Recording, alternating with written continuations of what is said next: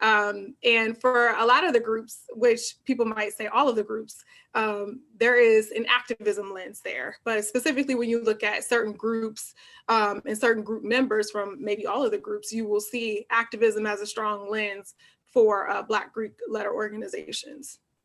And which is going to actually be my next question. What would be like the broader principles of them all? Because I know they all share very similar ones. I know some have maybe one different than the other, but what are some generalized principles that the organizations represent? I would say all the ones that I just said: scholarship, service, and then you have, what we call brotherhood, sisterhood, right? Yeah. So it's that fellowship aspect of it. Well, go ahead then. So how did you learn about Black Greek lettered organizations?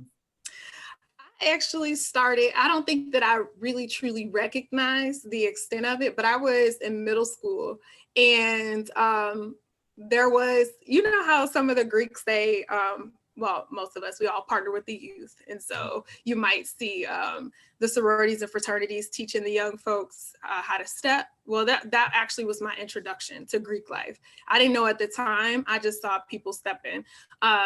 But I was in middle school. We had, it was a talent show type of thing, and they were there, and their respective young organizations were there as well, representing them by stepping. So that was like, don't know if this is cool. Then I say fast forward into seeing, of course, a different world, which, me wanting to go to college was predicated upon the different world. Like a lot of us looked at that show and just was like, oh, college is lit. So, but then also they had all the Greek folks on there. And just a roundabout way, once I got older, finally kind of like putting two and two together, my cheerleading coach / mentor was a member of one of the organizations as well. And so I joke and say that I modeled my life a lot around hers. So that's how I like officially became interested in Greek life. Well, I'll say for me, I was the first in my family to go to attend college, graduate from college, all of that wonderful stuff. So I didn't have Greeks in my immediate family, or within any children that my grandmother and grandfather had. None of us, I didn't know. I have a cousin, I don't know, third, fourth, I don't know what all that extra stuff, but I have a cousin that is a part of Greek life, and I learned after the fact. But I remember me being in high school. I remember my biology teacher. I remember my my drama teacher, Erica Peggs. I didn't know. Your drama teacher was Erica Peggs? Yes, and let me tell you, so I had no idea, but I had always seen things, but I didn't know what any of that meant. So I had when I finally went to Missouri State, it was a majors fair, or organizational fair or something, where all of the student organizations were, had their tables. And I went up to a certain organization table, and I said, is that Erica Peggs? Well, I call her Miss Peggs. Is that Miss Peggs? I had no idea. So, of course, reached back out. So I was like, go ahead, Miss Peggs. But my introduction was definitely college. And then just like you, when I found out, going back into my memory bank, I'm like, oh, wow, I've been surrounded by, going to Riverview. Hello. Mm-hmm. Yep. And then McClure, which is where Erica was teaching drama, and I think still is. But yeah, so just like you had that realization after the fact, but I learned on Missouri State campus. Yeah. So let's see. So historically, who have been members of these organizations? And I don't mean like notable people, like famous people or anything, but like in terms of identity, gender identity, things of that nature. Okay, yeah. So historically, for the fraternities, we're talking about cisgender men. For sororities, we're talking about cisgender women. But also, I want to make sure to say that we're probably talking about heteronormative, like folks who fit in the box of being stereotypically defined to gender norms, were folks that you could see in Greek letter organizations. Mm-hmm.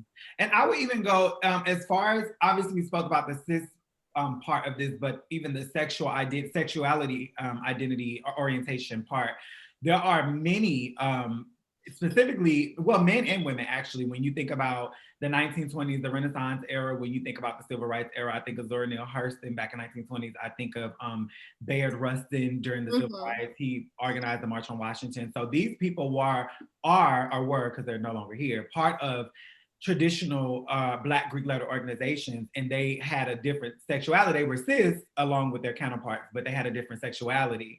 And a lot of times, Zora Neale Hurston was very bold about it because, you know, she was in poetry. But when it came to Bayard, it wasn't something he hid, but it wasn't something he could be embraced by. Even to this day, the org that he's a part of, I've never seen them post them. I don't even see them on their website or anything. So I'm just like, I wonder what is that about?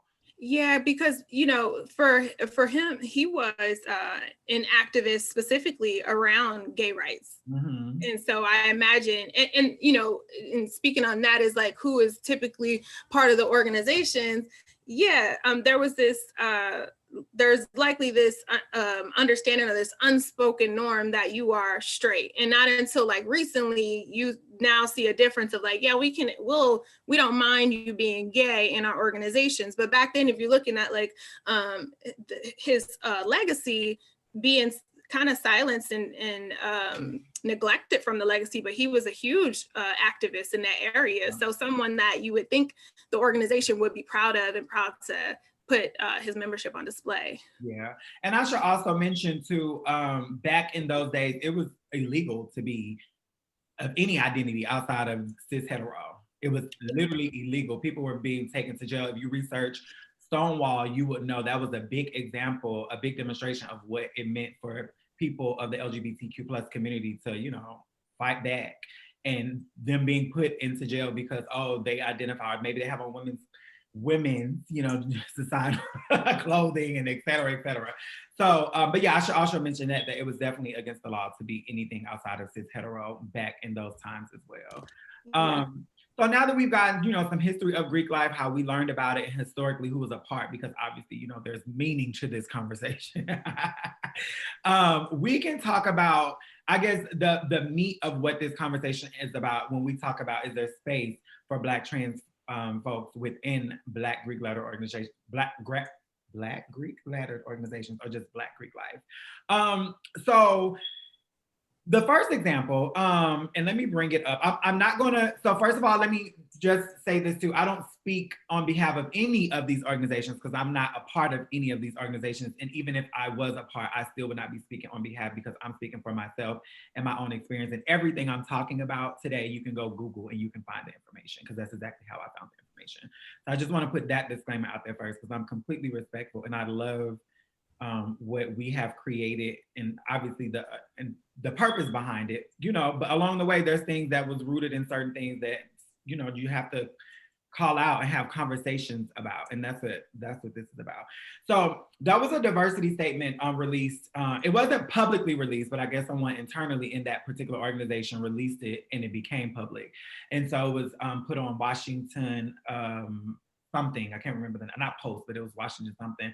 And then from there moved to Ebony, to Essence, all of these Black, traditionally Black are magazines and media sources. But what I'm going to read is the last part. So this is a D9, I can say this much, it's a D9 sorority, and this was a diversity statement. And then the last part of this diversity statement spoke about who can obtain membership within this particular sorority. And so the last paragraph, it says, to be eligible to receive invitation for membership and to hold membership, an individual must be a cisgender woman and must be committed to living a lifestyle of active service and sisterhood. And she must typify the value, standards, morals, customs, and attributes of the women in her community and beyond.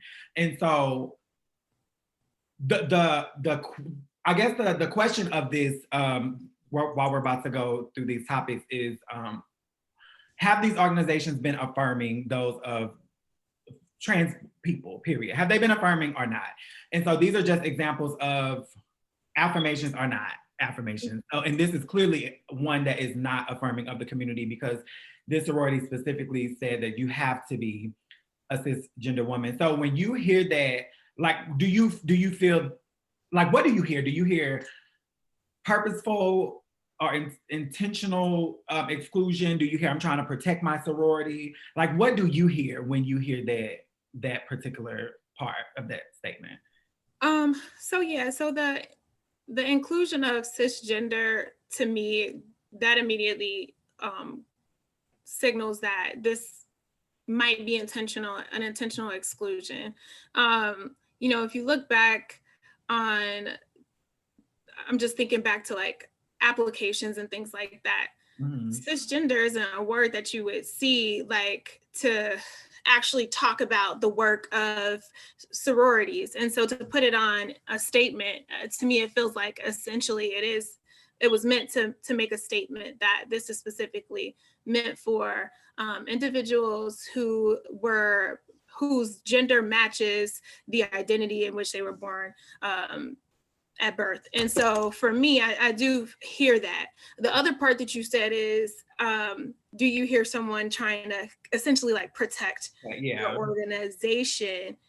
Yeah, like, I mean, what I do as a behaviorist, I think of why do people enact certain behaviors? What do they get out of it? And so for me, I'm thinking about the function of a statement like this. Yeah. And when you have various groups that come together, they create a culture. Okay. And so essentially, if you are a member of a culture, you are going to enact behaviors to have that culture survive, right? So I hear survival of Zeta Phi Beta.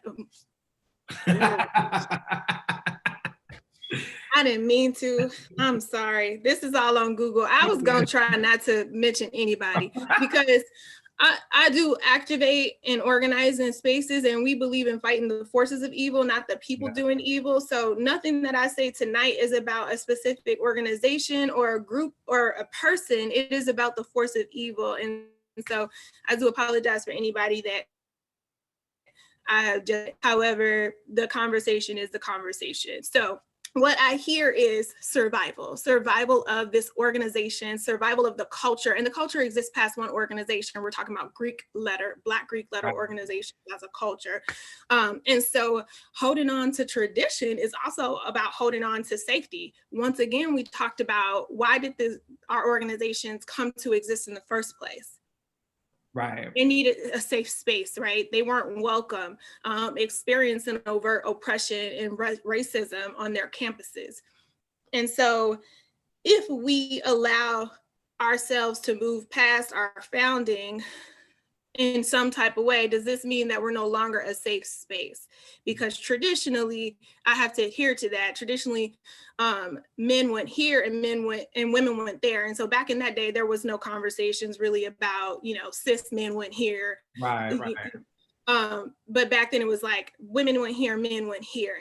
And so I hear protection of a space that sororities and fraternities have deemed as safe for themselves from the outside world, and they're holding on to that. Yeah, and that's why I mentioned protection or survival, because I am a person, I do like to see it from both sides, and I can definitely see that, and I can understand that, and I just feel like but sometimes we just got to reevaluate, what are we protecting? What are we continuing to push forward? Because like you said, obviously back in those days, being cis and trans probably wasn't a thing or a visible thing that people thought about. I mean, we were here, Two-Spirit people were here before, the colonization of this land, period. So we've been here, but we've covered that one. So the next topic I want to talk about is, when I was looking for, what I did was I searched every sorority, Black Greek sorority name, and I put and transgender just to see what was to come up. And so there was another organization that came up, and I seen that this particular organization has a transgender policy. And what also and how I found out, let me say that part too. How I found out was, everybody knows that Spelman now receives or accepts women of trans experience, and Morehouse accepts men of trans experience. So what I was doing was I was searching, I found that article, and within that article, I found that a specific sorority embraces. So let me just read it. So historically, Black sorority, you know, has made similar strides compared to along with Spelman, which is what I was saying. Recently celebrating 100 plus years in service, the sorority will now consider individuals who identify as a woman, regardless of their sex assigned or sexual assignment as well. And very intentionalized. I'm here for it. So when I looked it up, I also looked up when that organization, I want to say it was a national meeting or boule, and I think it was maybe an agenda of different policies that they wanted to speak about, ratify, amend, et cetera. And that was one of the policies, was like September 2017. And so I just thought that was extremely dope. And obviously I'm not within these organizations to go and read what the policy says, to know what it's about, et cetera, to know whether it is affirming or not. But based on what the research I've done, it does sound affirming. My thing is, I'm grateful for that. I also want to know, which you never will, obviously, if they're embracing that policy, if that policy should be affirming. So how do you feel about that whenever you hear that versus somebody intentionally saying cis women and this saying women, period? Mm-hmm. You know what? So one, I do feel like hearing that is affirming, but two, it's not about even the acceptance part. Like, oh, well, we allow people into our organization. Trans women are in our organizations already. Right. So it's about how will you allow folks to continue to be safe in your spaces that already exist in your spaces, right? And so I do believe that when organizations make policies like that from the top down, they're sending a clear message, because our organizations exist on collegiate campuses. So if you see your national saying that everyone is accepted here, you know who you got to follow. You're part of this organization, you have to follow the credo. But right. If, on the other hand, if you see your national organization saying, hey, specifically, this ain't that, right, then what do you get from the bottom? You know, the folks who are organizing maybe at collegiate level, maybe at a grad level, you likely are promoting and reinforcing hatred towards our siblings. Yeah. Well, I just want to say kudos to that particular organization because, you know, obviously being a Black woman of trans experience, being a person, because a lot of times not all of us as Black women of trans experience we're not afforded, I guess, the opportunities, or maybe we don't know what way in life to go, depending on, you know, how we grew up, where we come from, to be able to go to college to get that experience. And me being somebody that did go to college, I'm now who I am, you know, as a woman now, you know, not a little person anymore. And I'm like, I have my college degree. So even though I wasn't able to go undergrad, is it a possibility in grad now to do whatever, you know, it is I want to do as far as Black Greek letter organizations? And I'm currently in that process. And it's weird because you write and you say, hey, and it's like, oh girl, did your email not work? Did you not get it? What happened? Because it's not obviously me specifically. I mean, some of us are very Googleable, and you can Google to see who the people are. And, you know, now there's a thing now where, I shouldn't say now, but I'm sure at all times, but where you have to be invited into these spaces. So it's not like, oh girl, you meet all of these qualities. Yeah, you can jump on ship. You have to be invited. You have to meet the qualities, and you also have to be invited in. So I feel like it's that space of, I meet the qualifications, but am I going to be invited? And so I think that's where I'm in. But to see at least one of our Black Greek letter organizations do this and be very intentional behind what they're saying, I'm kudos to that organization, honestly, truly. And I want to a small so Boule is one particular organization, so the folks that are watching, they might be like, oh, it might ring a bell to like which one that might be. Okay. Maybe it's not. Actually, it might be to two organizations. Okay. I'm a part of every organization now. But yeah. Well, I'll just say national meeting. National, yeah. Because you're right. Some may use different terminology. I know, like specifically LGBT Greeks, they use boule too. So I think that's why I pluralize the term. So my apologies if certain organizations don't use boule. So I'll just use national meeting, which is what a boule is, a national meeting. Thank you for that. Okay. So our next topic, we are going to talk about. So Monica Roberts, who is an icon trailblazer in our community. She was a Black woman of trans experience, and she passed last year. And so obviously, God rest her soul, because she's no longer here. But she did a lot of great work while she was here for the community. And one of her interviews, I want to say this was in 2019. I want to say that interview was in 2019. And it was actually in response to the first topic we had about the diversity statement, because she was a person that came from a family full of grief. And so it was like, so I can't be a legacy because I'm trans or whatever the case may be. So a part of that conversation, which we'll jump into in the next topic, because I think that's a really meaty topic, because I feel like that comment is always there. She mentioned when one of the guys on the show mentioned to her, well, why don't you guys just create your own? Or it was maybe the guy or the woman, I'm not sure. Why don't you create your own? Mm-hmm. And she mentioned, which we will get the create to your own next, but she mentioned to her, that feels very separate but equal. And so how do you feel whenever you hear her say that compared to like what separate but equal means? Yeah. When I heard her say that, one, it was a reminder too of, once again, the creation of why we were created. Our organizations were created. There was specific instances where we needed a space because there was nowhere else for us to go. And so I think when people hear that, they're like, oh, we did it. But you got to remember why we did it. Right. Because there was intentional racism and oppression against us. So I think when I hear people say the whole create your own or the separate but equal thing, like you all can go over there, no one cares what you do, just don't do it over here. Mm-hmm. I feel like I hear people saying, and we're okay with oppression. Right. Just oppress us.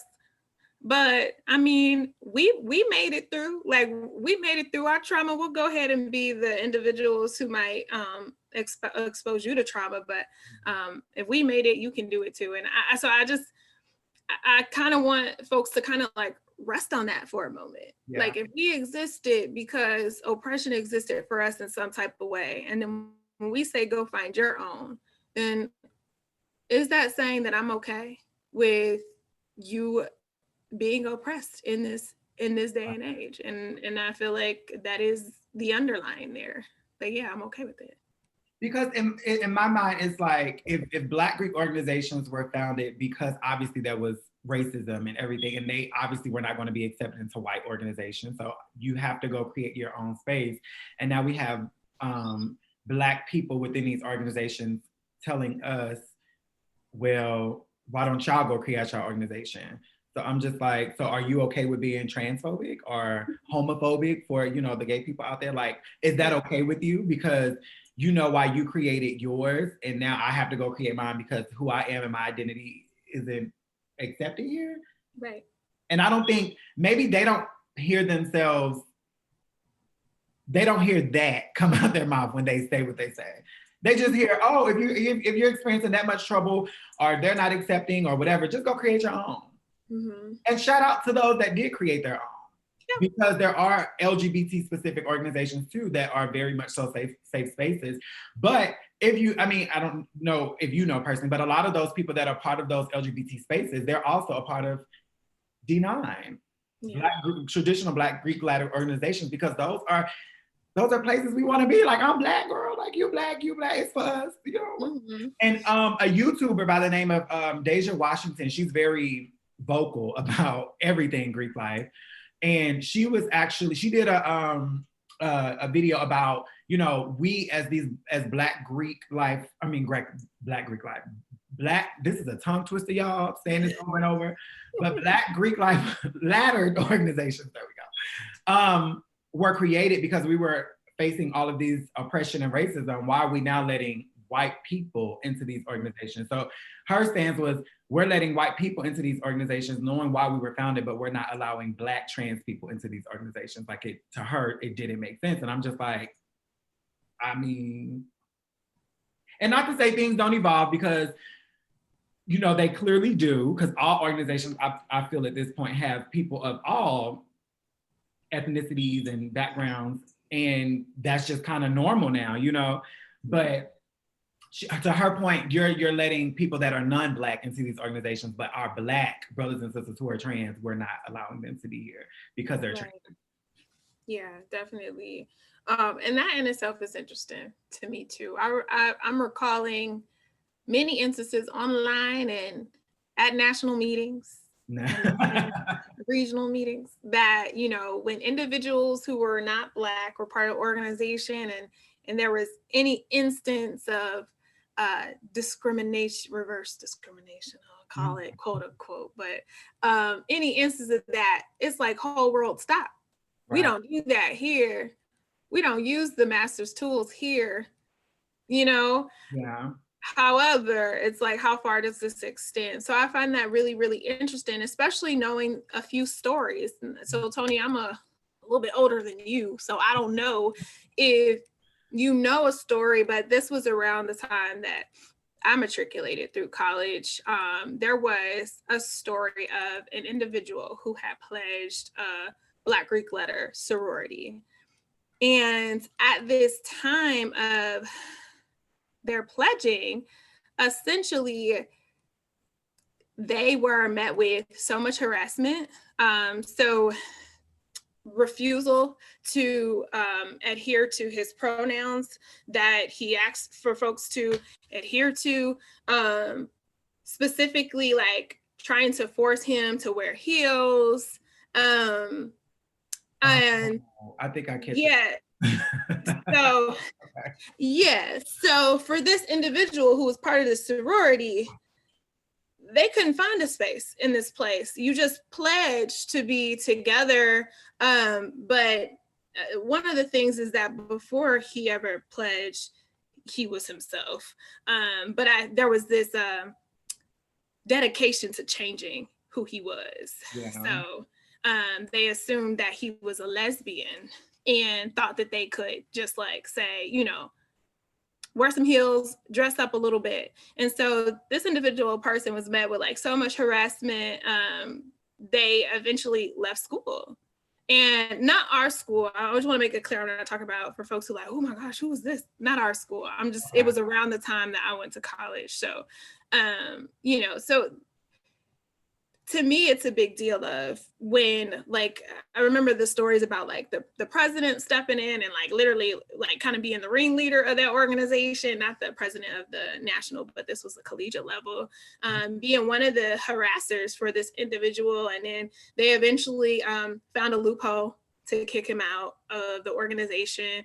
Yeah, so I just think about things like that. Once again, I said, like, you know, we have women of trans experience in our organizations. We have men of trans experience in other organizations. But how, like, do we treat our siblings while they're here too? Like, that should be a part of the conversation. Another part of this conversation I don't think we have tapped into is, what about our friends and our siblings who are non-binary? Like, where do they fit in at? You know what I mean? So there's, I don't know, it's just a lot to think about in terms of like, I think about like, who do you want to be as a person, not necessarily just as an organization, but as an organization. But if you are a member that's upholding, like, who specifically do you want to be?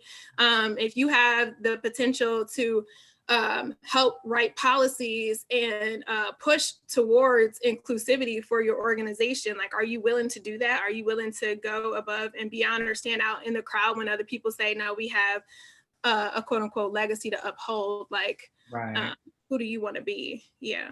So I don't know if you knew that story about that story. Well, when you say not from our campus, I'm not familiar. We'll have to talk about that offline. But yeah, I'm not familiar with that story outside of Missouri State campus. So, and also just quickly, so one thing that I admire about you, honestly, Denisha, is, and the reason why I wanted you on here, because I feel like, and obviously these were not conversations we were having when we were in college, or at least in that time frame, but do you ever sometimes feel conflicted within yourself to be like this kind of woke, thank you, evolved, knowledgeable person versus, and being that person, you know, talking about these kind of topics, gender non-conforming or non-binary people versus back then where maybe tradition probably reigned supreme? You know what I mean? Like, do you ever feel conflicted to be like, Actually, so I think my story is kind of similar to a lot of people's not a lot of, oh, maybe a lot is the right word, but not everybody's, but it wasn't until college that I started to kind of like think about certain things, but I definitely didn't have a lens for everything, not back then for sure. But I wouldn't say conflicted because I was already starting to understand things, but didn't have the language for it. And I still don't have all the language for it either. I feel like I had a different level when it comes down to even what you just talked about, like maintaining the Black Greek letter organization side of that. I do feel like I'm still like that too anyway, like maintain our Black Greek spaces. But yeah, that's another side. Which I'm all about. Let's maintain them, but let's evolve. Let's evolve. I mean like skin folk, let's maintain.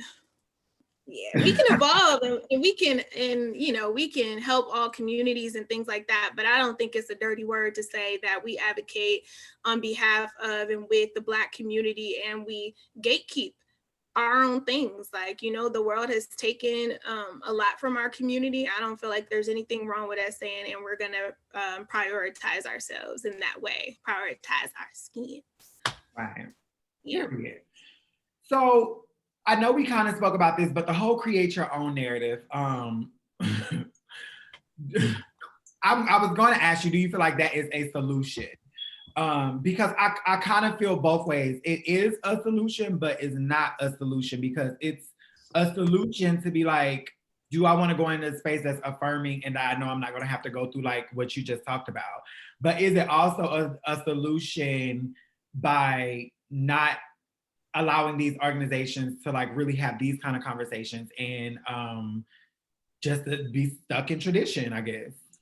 Yeah, it's hard too, because I'm all about folks who come from historically marginalized groups being able to opt into their own spaces because they are safe. But at the same time, I'm all about every space needing to be safe for all of us, every space needing to be committed to allowing safety.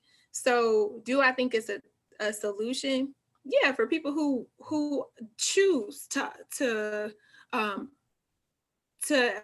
go towards spaces that solely exist to affirm their communities, totally fine. And at the same time, I do think that we need to be better at making sure that, once again, I'm like, we already here, y'all. Like, we already here. Because what if, you know, and I know this has happened. We have folks that have come through and they've adhered to the stereotypical gender norms and they transition.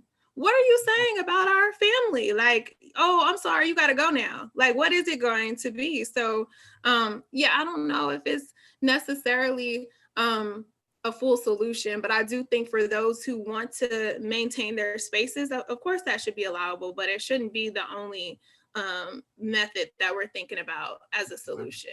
We should be creating a space for folks that already exist and folks that want to be part of our organizations, because like you said, they grew up seeing our organizations, feeling a part. Like, you know, I know what it's like to look at a sorority and be like, oh, wow, like, oh, they do that. And feeling like you're a part of that or want to be a part of that. And so, yeah.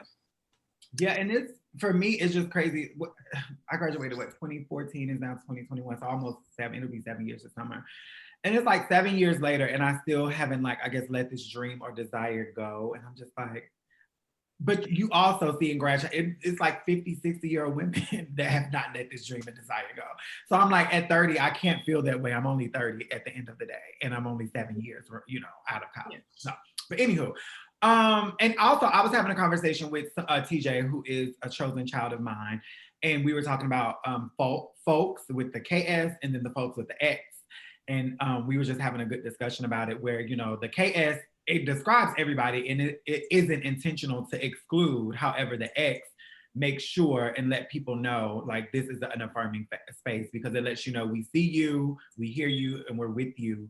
And so sometimes I feel like there is an evolution of a KS and then an X, and then we can go back to the KS, because now that folks includes everybody. Like we were talking about the Civil Rights Act of 1964, how before it wasn't for us, KS, now it's for us, X because they have acknowledged it, and now it can go back to KS because now we're a part of that, but initially we were not. So I don't know if y'all followed what I just said, but it made sense in our conversation. I don't know if you followed that, Denisha, but so one of my last questions under this particular, the meat of the conversation is my Blackness not enough? And a lot of time, like I almost didn't even know what to title this conversation because I really was like, is my Blackness not enough? Like, like, girl, what's the problem? Because you feel that way, like I'm Black, you Black, these organizations were created for Black people, but yeah, you Black, but then this comes into play. And so now we have to look beyond your Blackness. Yeah. So like, how does that make you feel? I guess hearing that, because sometimes you don't feel like your Blackness is enough. Like you don't feel like you're a part of the family at the end of the day. Yeah. And I think that's why it's important for us to remember that all of this is connected to the same thing. Like it's all connected to white supremacy, honestly, and coloniality. And even when we think about, how we had to matriculate and try to put on our own heirs, we call them respectability politics, what the function of that was so that we could move. That gave us our best chance at, quote unquote, social mobility. So when you're saying like, is my Blackness enough? We know what that means. Like, we know what it means to be like, am I enough? Right. And so if I don't have a place in a space here, then where can I go? I don't know. I think that, the saying of like, we're not free until we're all free. Like we have to be able to see our interconnectedness. We have to be able to see how it all goes back into that melting pot of coloniality, into the melting pot of white supremacy, essentially utilizing the same tools as one another. We've been told who you need to be, who you cannot be. And we've decided that if the further away you are, the more and when I say the further away you are, I mean the further you are away from being a white man, European, American, Christian, male, then you're a threat to our society's chance at upward mobility. And, that hurts all of us. It hurts all of us.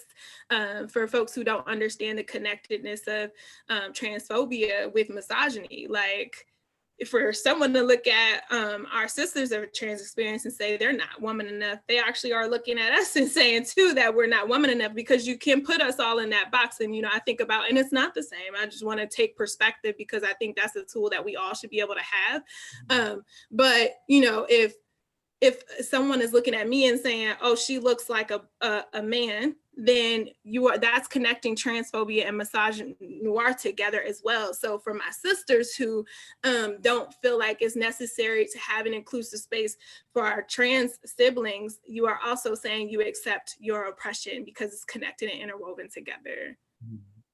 So I don't know if I just went across your question. No. I mean, and I say that all the time, how we are all connected. And obviously, like you said, everything is rooted in white supremacy and colonialism. Coloniality. Okay. I wanted to make sure I was pronouncing that end part right, because I don't want to fumble the ball. And if all of you that are watching, hopefully y'all are learning something. If you have a question, go ahead and ask your question. And so Denisha, I guess my last question to you would be, well, actually, I wanted to make this point really quick too. So, being a woman of trans experience, you kind of feel like, where is my space in Black Greek life? Because you have, we say LGBT, but let's be clear, it's really not LGBT, QIA plus and everything else. There are specifically LG organizations that are blossoming. I was a part of one myself back in spring 2012 is when I pledged one, and I knew that I never identified as such, but I was having such a hard time being in my former self, trying to be a part of Black Greek life and D9 Black Greek life. And I was like, you know what, let me go on over here. And although I I never identified as gay in all of those. I just felt like that was the group that I could identify with and feel safe, or not even necessarily affirmed, because that being, baby, that's a whole nother conversation with Black gay men as well, not specifically in that organization, but in general. So for me, I'm just like, as a Black woman who is trans, like, where is my space in Black Greek life? Like, can I go be a part? I have needs a question. Go ask your question, Timothy. Where is my space? You know what I'm saying? Like, is it, and there are, I think there's maybe a couple trans specific organizations, but they're not active. You go on their social media, you don't see anything. And a lot of these organizations are not rooted in, they're not collegiate organizations. They're organizations that were founded just, you know, in the community. Yeah. And so I'm just like, well, girl, you know, I done hung up my my jacket and all the things from where I was, because who I am now, we don't, yeah, we good. And I'm always support them and I love them, but we good. But yeah, I don't know my space. So I say this, I'm gonna try to do what I can do. I feel like my resume, I feel like can speak for itself. You know, the collegiate part will speak for itself. And I feel like, in my previous question, is my Blackness enough? So what's gonna prevent me from my goal, essentially? And so I guess my last question, while I guess TJ is asking a question, do you feel like there is hope for Black D9 organizations to one day, well, all of them, or, you know, hopefully the majority, whatever, do you think we'll reach a place where they become affirming or accepting of trans people into the organization? I think just like with any type of issue, or with any type of movement, there needs to be folks that are willing to speak up and stand up, educate themselves, and activate on alongside with the community. So is there hope? I always say there's hope.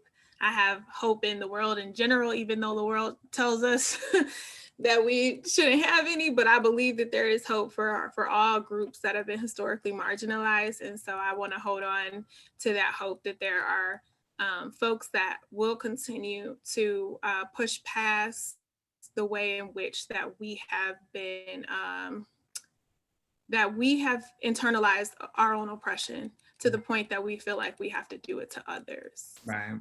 And I also want to make sure to say, I feel like part of that education for us is that we're going to have to be able to push past the binary for ourselves. I'm imagining that, you know, when I hear certain organizations, knowing that we adhere ourselves to stereotypical gender roles, then that also means, what does that mean for when we do allow our trans siblings into our organizations openly?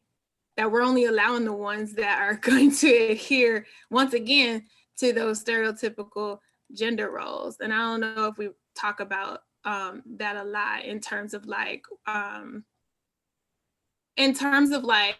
you know, what's accepted. Because if you are a woman, and Toni, I can't remember the terminology right now, but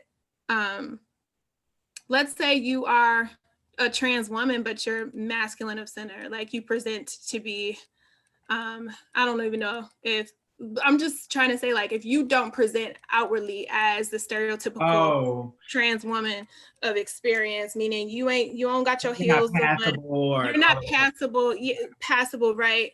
Yeah. Then still is there a space? So I feel like we kind of have to be able to wrap our head around the way in which we organize gender in our minds as well too. So like I said earlier, I don't have all the terminology. I know that by myself still, but I do know that that's something that we need to also address and embrace as part of our education too. Like, am I saying that you're only acceptable because you look like what we call a stereotypical woman, like a stereotypical, you know, you got your hair did, you got your heels on, you got your body look good, whatever, like, is that the only way that I'm going to accept you as my trans sibling? Right. Let me see, what time is it? Because I know I want to take us over. So TJ did ask this question. TJ said, so listening, I thought of this. Because trans is a specific experience, do you feel that Black Greek lettered organizations are afraid, in parentheses, outside of their homophobia and transphobia, that people can detransition or use being trans as a backdoor in and change after receiving letters? Oh, that's a question right there.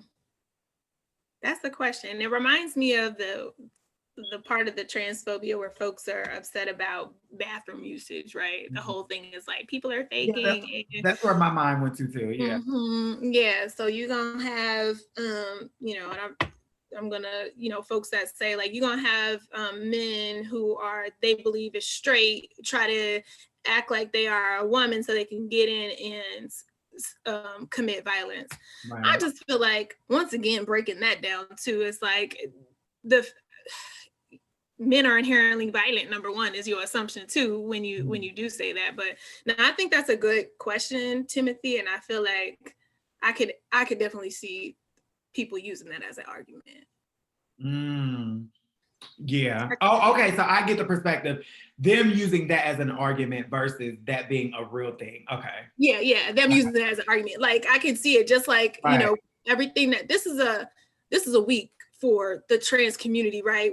In terms of Biden having to not switch, but what's the word I'm looking for? Turn over some of the orange man's rulings, right, with Title IX. Yeah. And so all of this stuff wraps into each other, especially, we hear this whole past week of folks like, oh, but what about, it's not a fair advantage. So I do see that people are going to they could use that as an argument because they've already started to use that towards other arguments. Yeah.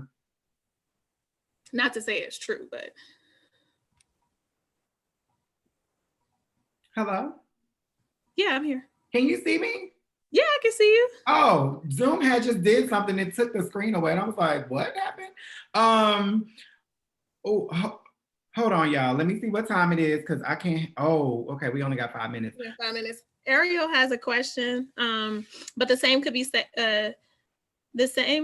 be safe for people that are in an organization but end up transitioning once they are in because of that's something they wanted to do. Would you say at that point then they would just no longer recognize with the organization since it's based on gender? Yeah, so that's kind of like what we were talking about earlier, like what that has already occurred. Like we have members and there's all of this is Googleable. So we have members. Yeah.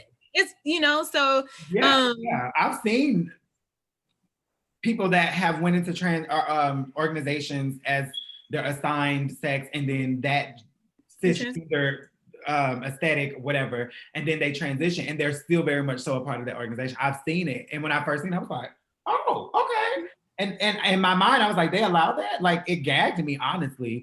And these were men of trans experience in a particular organization, in letters and everything. And I was like, oh, okay, word. Yeah. It did gag me because obviously we all know the tradition of everything, but it definitely gagged me. Yeah. Let me, would that mean okay, TJ, and this is the last thing, Denisha, I promise. And also, would that mean if the rarity was to ever happen because the people detransition is less than 1%, would that mean once they no longer identify as trans, would they be removed? So I think that's basically what Ariel was getting at too. Which I don't know. I'm not sure that, like, in my experience, when I was in my organization, I disaffiliated myself because we no longer represented one another. So that's how I did it. I don't know what, I guess, policies or whatever the case may be. But yeah for me, I just disaffiliated. We don't represent each other no more. Yeah, and this is why, like, the policy is important too, though, because even with the example that I gave you all earlier about the individual who they assumed that he was a lesbian, right? And eventually, pushed him out of the organization. So will they technically have to deaffiliate? There's no policy for it, but will individual members push them towards disaffiliation, or will they look for the loopholes to get them out? That's a potential. Yeah. Well, Denisha, I know you got things. You're a busy woman. I want to thank you honestly for coming on today and having this conversation and kicking off, Candid Talks with Toni Bryce. Like I said, I'm starting my journey, so just, wish me some luck. We'll see what happens. I know people TJ, I'll say his name, child. He on here. TJ was like, "You sure you want to do this show? You don't think it's going to be a bad thing that you're talking about this topic? And what if somebody watches or something?" I'm just like, "What? At this point, TJ, I already got one strike against me. I'm trans. So if this is another strike, it's just another strike." But even then, I think it shouldn't be looked at as bad because these are conversations we need to be having at the end of the day. And that's just, it is what it is.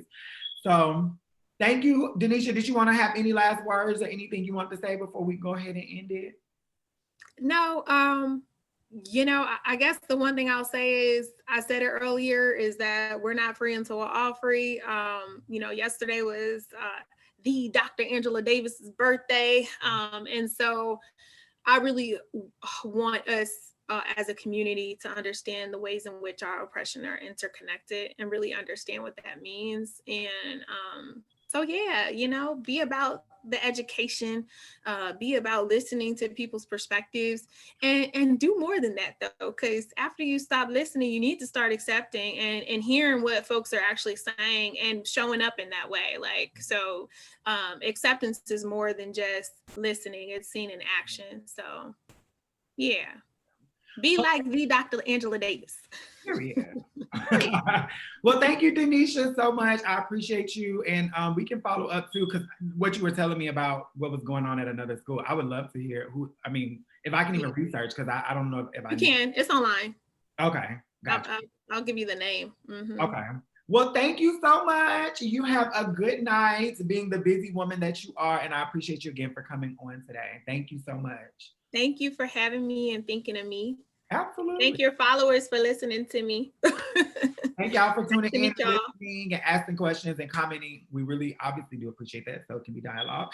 And this was the first episode of our show with Candid Talks with Toni Bryce.